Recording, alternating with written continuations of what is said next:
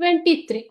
Why did Avatar Naren become angry with the headmaster? Avatar Naren andre Satish's father. Who is Avatar Naren?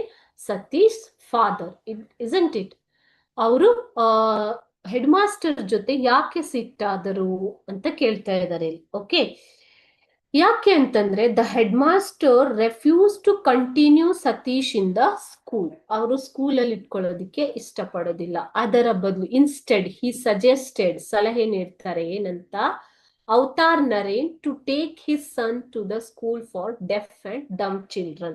So ಆತನನ್ನ deaf and dumb ಸ್ಕೂಲ್ಗೆ ಕರ್ಕೊಂಡು ಹೋಗಿ ಅಂತ ಅವ್ರು ಏನ್ ಮಾಡ್ತಾರೆ, ಅಡ್ವೈಸ್ ಮಾಡ್ತಾರೆ. This made Naren angry. Okay, so ಇದರಿಂದ ಅವರು ಅವತಾರ್ ನರೇನ್ ಅವರು ತುಂಬಾ ಕೋಪಗೊಳ್ತಾರೆ.